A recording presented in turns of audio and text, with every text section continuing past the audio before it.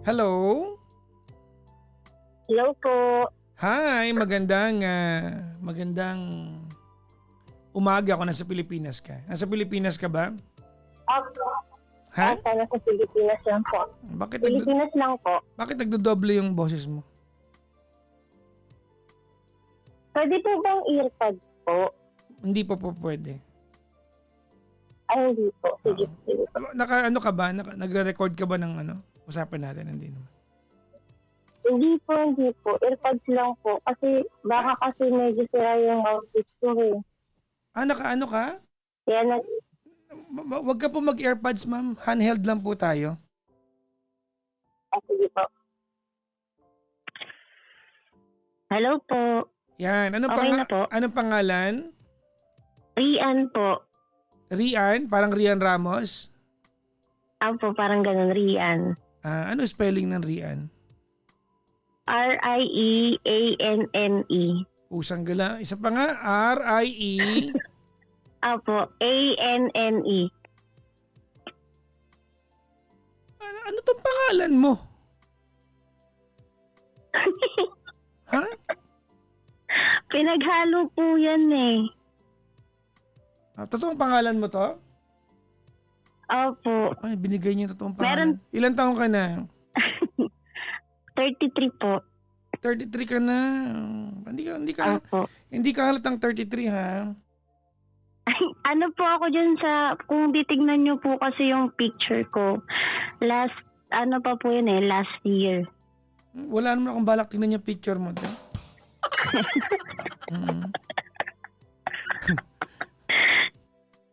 Tsaka ibig mo sabihin sa akin, last year tsaka ngayon, ang laki ng pagkakaiba, ganun ba yan?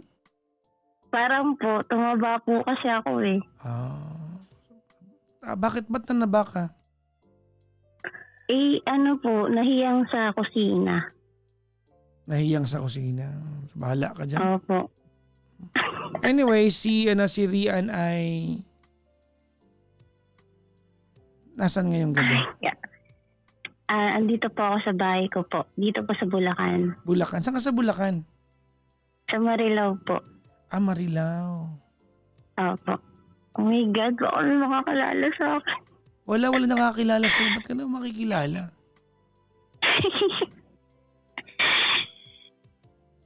Naiiyak na ako agad. Huwag ka muna umiyak, di kayo makakarelate. Ang lapit ng bibig mo sa telepono ha. Pag kami nasingot-singot mo talaga. Sorry po. Anong ginagawa sa buhay ni Rian?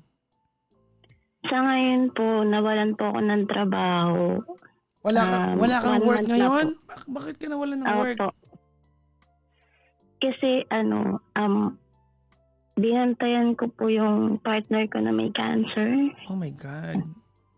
Kaya po, mas pinili ko na na bantayan siya kaysa magstay po ako dun sa trabaho. Well, understandable. Kamusta na siya? Sabi ng doktor niya na magpa-chemo na siya as soon as possible kasi aggressive yung cancer cells niya, although na natanggal na yung bukol sa colon niya. May tendency na tumubo pa sa other organ yung bukol, yung cancer, gano'n. Ano yun? Is that a colon cancer? Yun ba yun? Hindi po siya specific na colon cancer lang kasi yung cancer niya pwede pong tumubo sa baga, pwedeng tumubo sa puso, pwedeng tumubo sa kidney. Ano klaseng cancer yun, ma'am, kung gano'n? Okay lang. Hindi po siya. Hindi po siya, okay lang po. Hindi siya masyadong in-explain sa amin ng oncologist niya. Basta ang sabi lang sa amin, aggressive yung cancer cells niya. Kaya kailangan siyang magpa-chemo kaagad. Kailan po ito na-diagnose, ma'am? This year lang po, mga February. This year lang? Opo, kasi January 15 siya na-operahan sa colon. Tapos binayopsy. Tapos after a week, nakuha namin yung resulta. Doon na namin na cancer, serous yung ano niya, yung bukol niya. Asan siya ngayon? Andun po siya sa pamilya niya.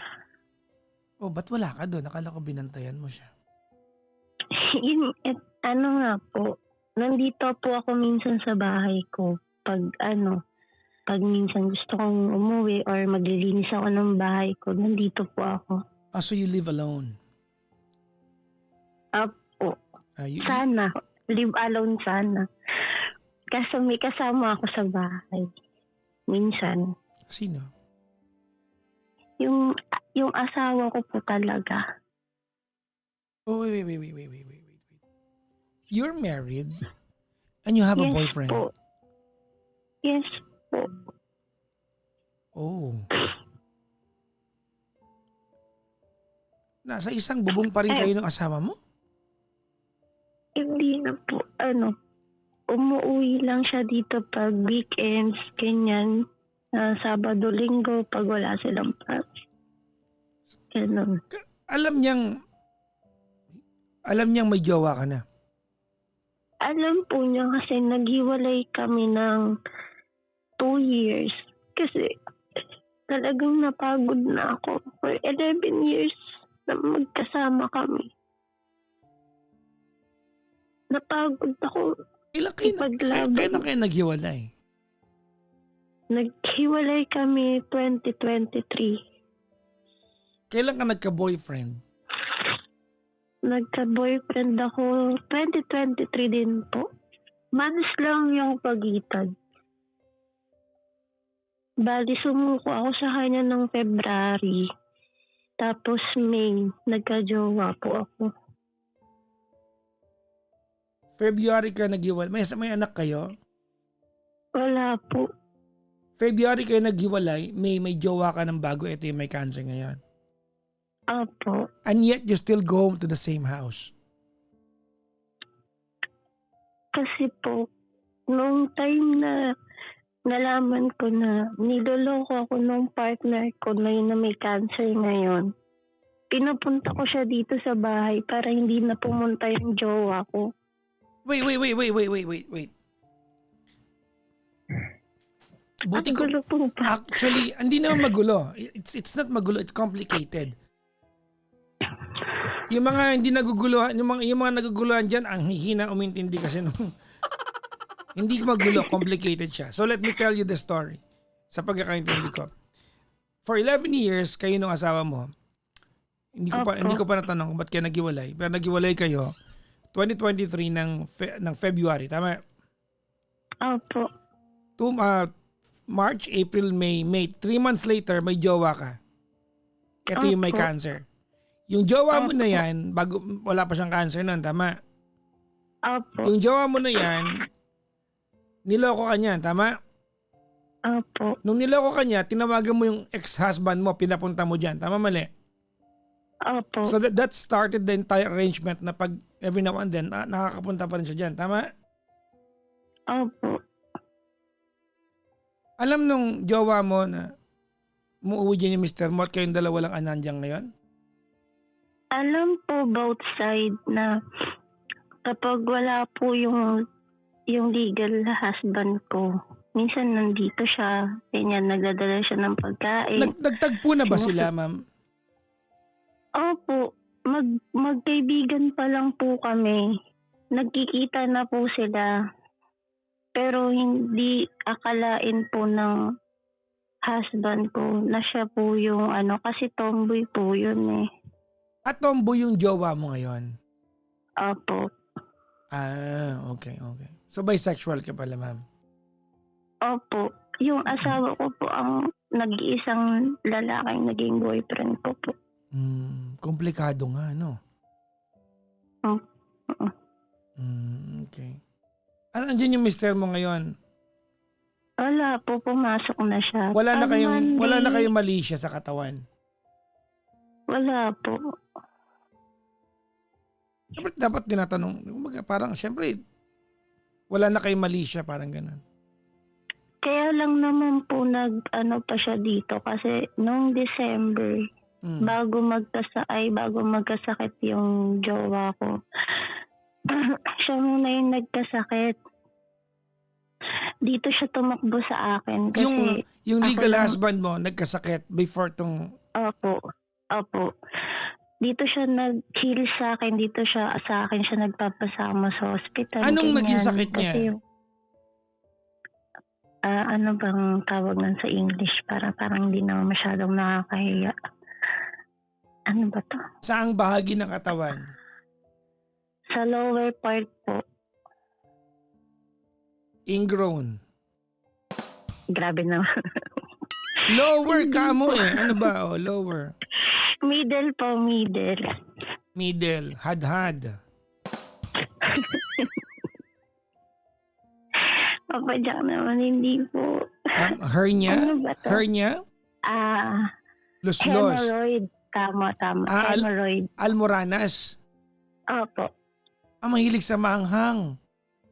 Hindi naman po eh. Sabi sa buhat daw po ganyan. Kasi bata pa lang yon, kargador na siya sa Divisoria. Ganyan, pahinante. So luslos. Hindi po. Hemorrhoid po yung sa Almoranas nga po. Ganun ba yun? Opo. May tendency daw po na ganun. Hindi lang daw po yun sa maanghang nakukuha.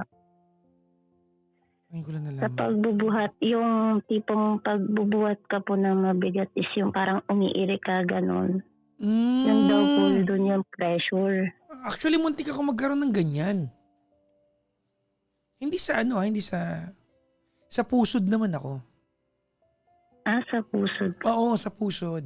Pagbubuhat ng mabigat. Siyempre kung sa ibang bahagi ng katawan, hindi ko kukwento sa inyo, no?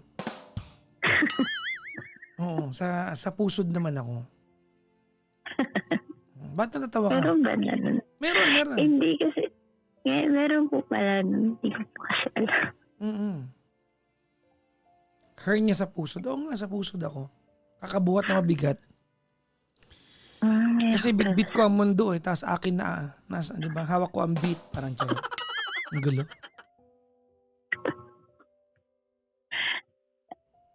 So nagkasakit yung legal husband mo. Nung gumaling, ito naman jowa mo nagka-cancer.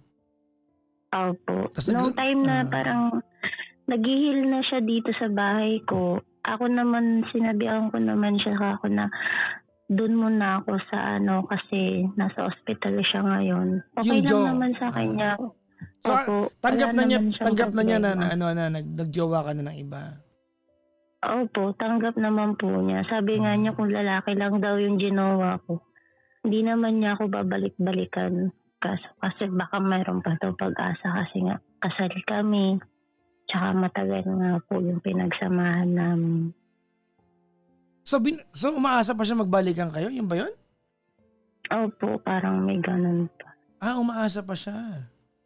Hindi Opo. pa na pag dalawa lang kayo sa bahay. Siyempre, may tension yan. Hindi ba siya Hindi nag-a-attempt po. na halikan ka Minsan, gano'n? Pag minsan po na alam kong ganun, hindi po ako dito natutulog. Umuwi po ako doon sa bahay ng jowa ko. Mapaplano mo ba yan? Never siya nag-attempt mula Minsan- 2023. Nung eto lang po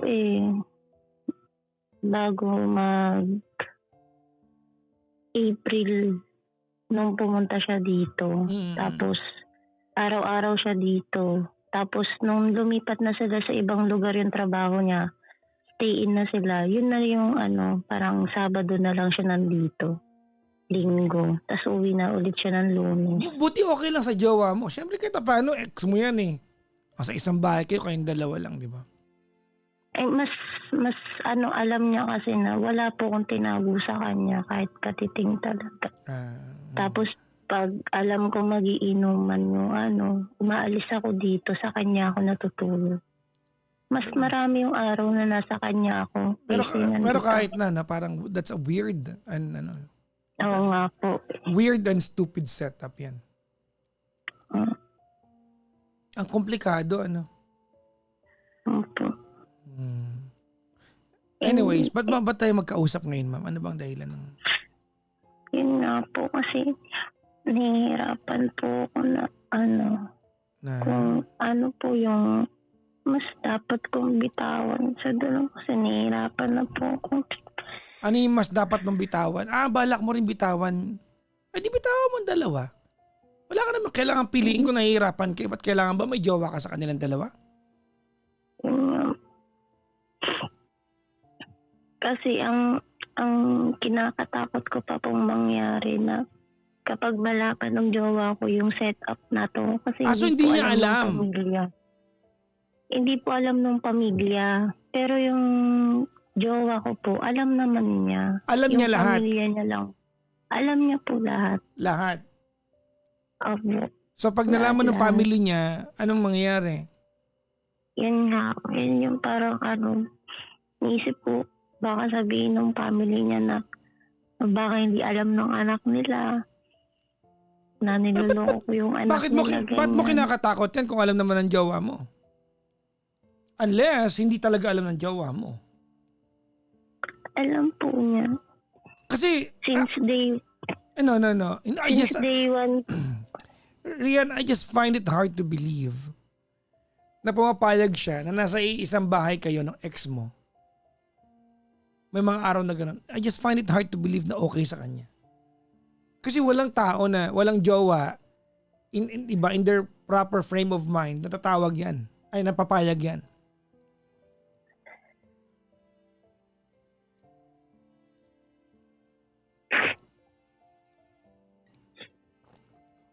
May kulang yung kwento. Hindi ko alam kung ano kulang eh. Pero feeling ko lang meron ka hindi sinasabi sa akin.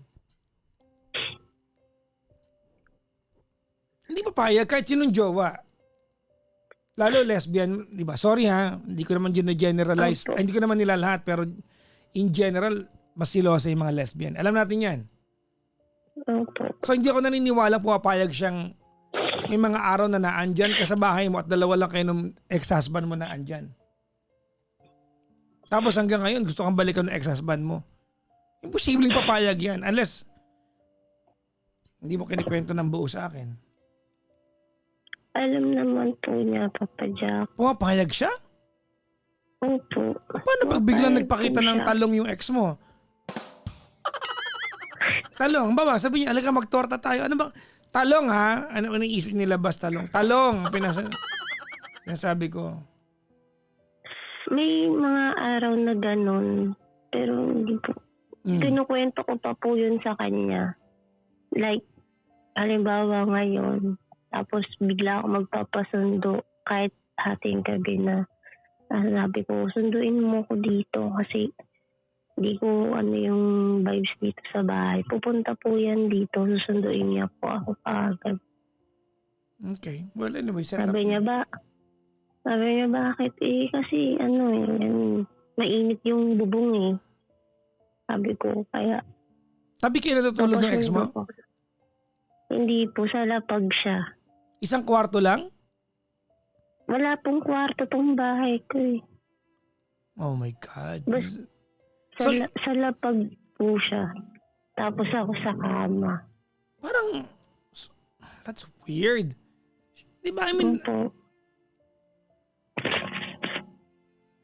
Maraming nga po kung sa maraming nag-iisip na hindi nga po totoo.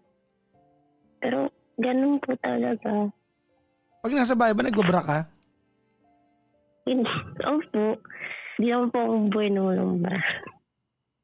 Di ba pag nasa bahay walang bra ang girls? Ay, hindi. Hindi po ako pwedeng walang gano'n. Sabi nung iba, di ba, para makahinga. Sabi ko, may ilong ba yun? Hindi ba? So, niisip ko, hindi, totoo lang yung I'm just being realistic. Siyempre, di ba, dati naman kayo mag-asawa, dati kayo nagtalik niyan. Okay. Nakita naman, di ba? Di ba, I mean, tapos nasa iisang bahay kayo. Ang pagitan nyo ay lang, lapag lang tsaka kama. Opo. Anyways, baka... Ako lang ba nawiwirduhan, no? Oh. Kahit ako po ako mismo na nasa sitwasyon na to eh. Na po, sumasakit na po ulo ko eh. Kasi yung partner ko, yung tomboy po, di ko siya maiwan kasi nung time na ako na ospital, di po niya ako iniwan. Di niya po ako pinabayaan. Parang lahat kayo nagkasakit, no? Yung ex mo. Ako po muna eh. Ano naging sakit mo nun? Ano po ako, asthma. Asthma. Opo. Na-confine ako ng 2 weeks. Mm. Tapos, Ang lala doon naman, sila unang ang lala naman ng asthma mo, no? 2 weeks ka na-confine? Opo. Dahil po yun sa vape. Ayaw ko tagilan yan eh. Opo. Doon po yun. Na-confine po ako ng 2 weeks. Acute. Pneumonia. Acute pneumonia with cheese on top. Bahala kayo, ayong tigilan niyo. Pero hindi na po ako nag-ano ngayon. Hindi na po ako nag-vape. Simula po na Ganyan naman eh. nangyari Pag na doktor na kayo ng ospital, tsaka lang kayo magbabago eh, di ba? Anyways, ako na, I feel like hindi mo na rin mahal yung lesbian na yan. Hindi mo naman para itanong sa akin itong mga to, malo pa yan eh. Nagigilty ka lang na makipag-iwalay kasi may sakit. Yun eh. Nakukonsensya ka. Opo. Tsaka wala na rin po akong masyadong trust kasi niloko na po niya ako nang hindi ko alam yun. Although kasi sa akin na lahat ginagawa ko po maghiwalay lang kami nung yung totoong asawa ko. Samantalang siya, bumabalik siya sa ex niya. Ewan ko lang ha. I'm sorry but in the grand scheme of things, in the real sense of cheating, you're also cheating eh. Nasa isang bahay kayo ng ex-husband mo eh. You are in the same room eh. Ano yan? Warranted cheating? Parang cheating pa rin yan eh. May tanong ko si Rian, no? Okay lang ma'am magtanong? Opo. Ano mo? How do you envision your yung life mo? Saan papunta to? Kasi parang nabubuhay ka para maging jowa ng iba. Hindi ko rin kahit ako hindi ko masagot eh. Minsan ngayon nga po inisip ko maging mag-isa na lang ako. Huwag mo akong dramahan. Mamaya mo ako dramahan. Bigyan kita ng chance. Sagutin mo muna yung tanong ko. Paano mo na-envision ang buhay mo? I mean individually as a person. Kasi parang ang pakiramdam ko ngayon, parang ang pilian mo lang ay maging jowa na kung sino. Hindi para sa iyo. Kasi ang tanong ko sino, may kailangan ka mapiliin sa kanila? Hindi mo naman kailangan mamili sa kanila. I mean, if there's no one from them, from the two of them, ang magiging okay sa'yo, kung magiging torture lang sa'yo to be with any of them, bakit mo kino-contemplate na kasama sila sa buhay mo? Ba't kailangan mamili ka? Di umalis ka sa kabuhay nilang dalawa.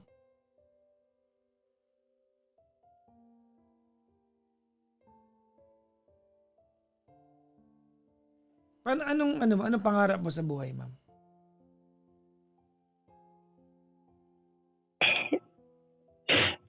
Wala na akong pangarap, sir. Well, that's a very dangerous thing.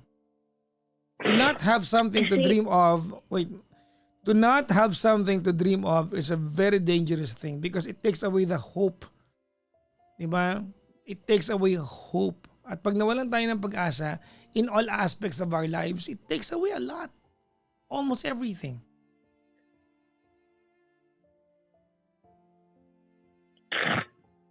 Piling ko yan dapat mong gawin. Mag-umpisa mangarap ulit.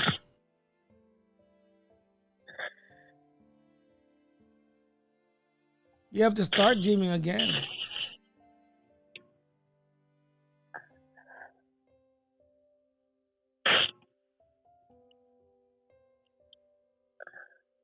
Hindi mo na mahal yung lesbian. Nagigilty ka lang kasi may cancer. Tama?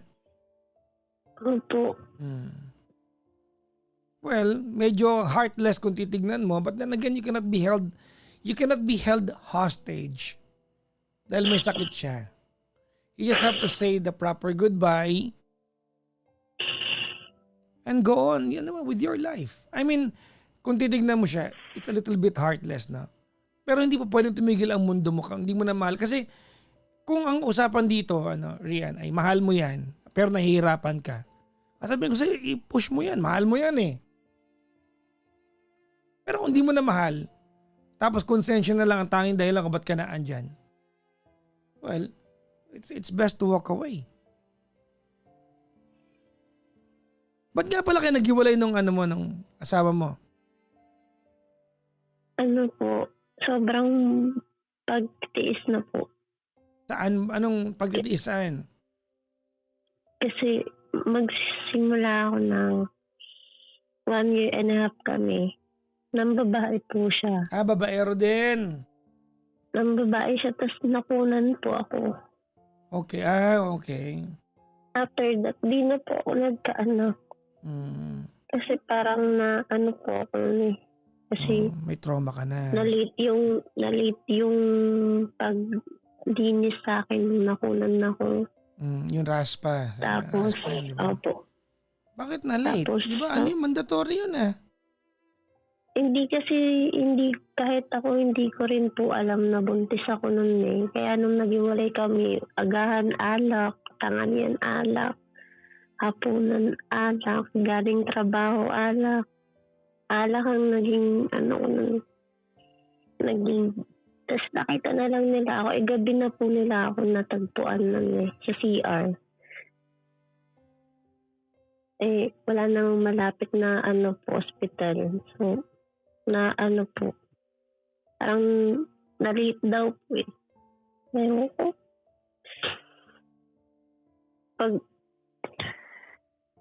hello? Yeah, I'm here. Pag naalala ko nga po, parang kahapon lang lahat eh. Kahit matagal na panahon na po. Kasi dapat meron na akong grade 1 eh. Well, we cannot bring back what was lost in the past. Yeah po. Tapos hanggang sa naging mabisyo na siya. I'm sorry to hear that. Lahat ng bisyo ginawa na niya. Pinapalabas niya ako ng bahay para lang makabisyo sila ng mga barkada niya. Oh, now I Ang understand. babae siya ulit. Pala naman eh. Ba't nagkumuha ka pa ng ipapalit mo sa babaero din at binalikan mo? Paano ka ba? Yun nga po. Kaya maraming nagsasabi sa akin na mga kaibigan ko, hiwalayan ko na ganyan. Tapos tumira sa amin yung kapatid niya. Lagi niya ako sinasabihan na ako yung walang ambag, ganyan. Ako yung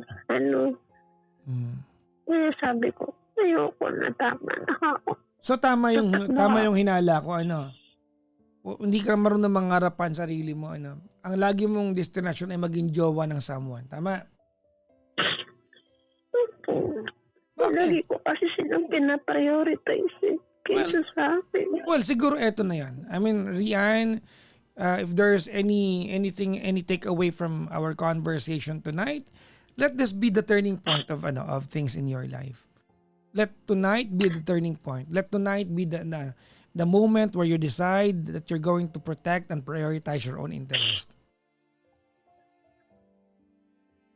Kung tatanungin mo ako, sino pong pipiliin ko sa kanila? Wala. Piliin mo muna sarili mo this time. May trabaho ka, iniwan mo, hindi kita masisisi kasi may sakit yung jowa mo. Tama? Gets ko yon.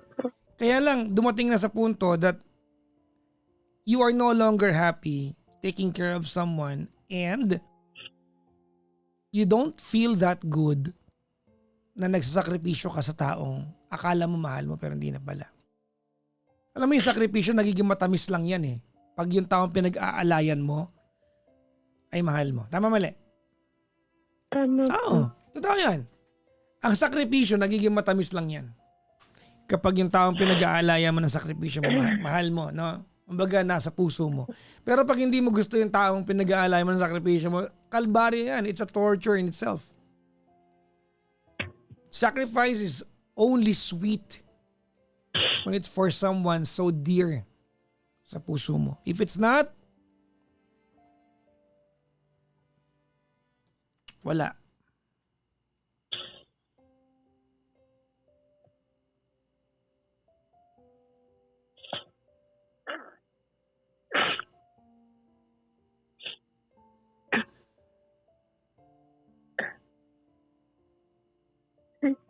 Hello po. Hello.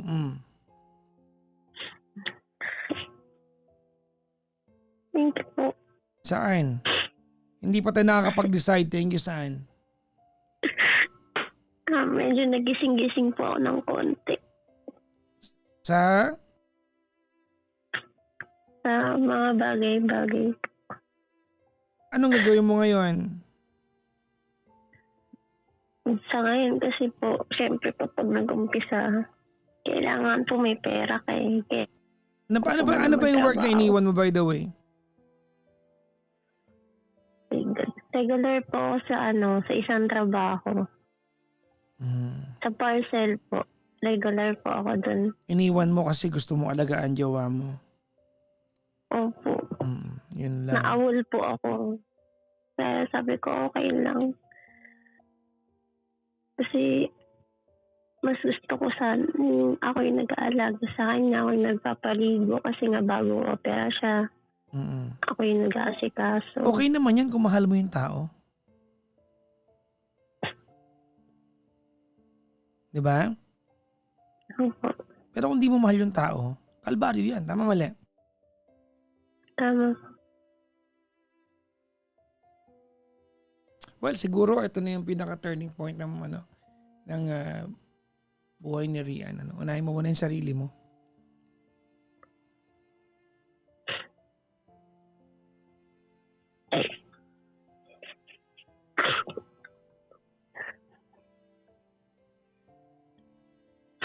Tama po. Umpisahan ko na po.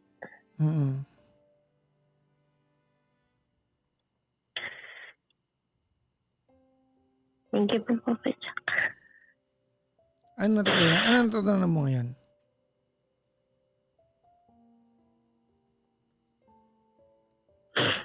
Ngayon po, mahalin ko po yung sarili ko.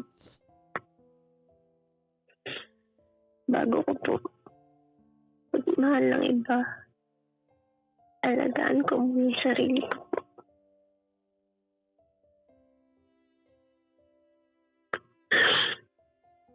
Kasi parang yun nga po yung kulang. Sa sobrang pag-aalala ko po sa iba. Hindi ko na po naalala yung sarili ko.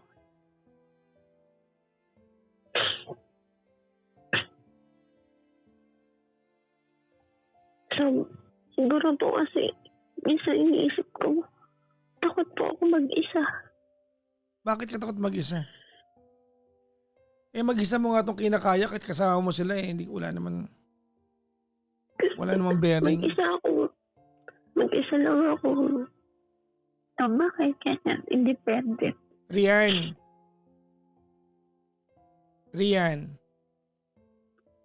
Actually, baka yan ang kailangan mo. Ang maging mag-isa muna. Sometimes, our worst fear is the only solution to our problem.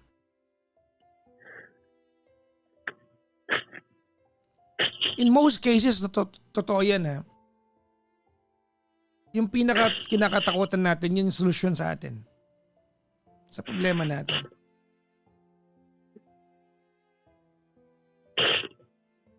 Baka yun ang kailangan mo. Hindi mo pwedeng ibigay ang sarili mo sa taong minamahal mo nang nauubos ka.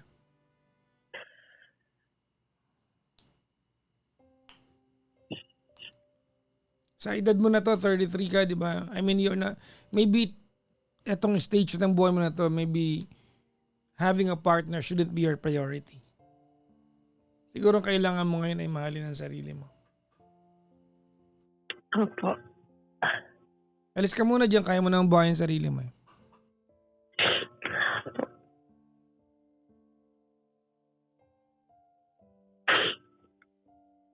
Gets Kaya mo? ko po. Opo.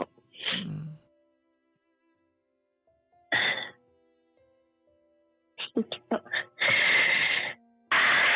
Kaya na ako. You okay? Opo.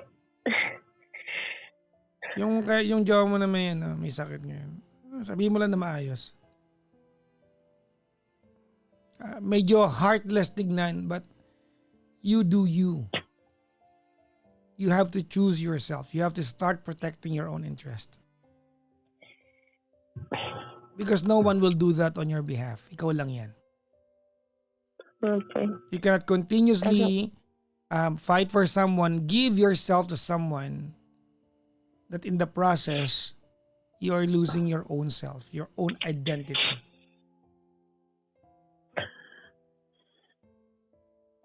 You were saying? Hello? Okay na? Opo.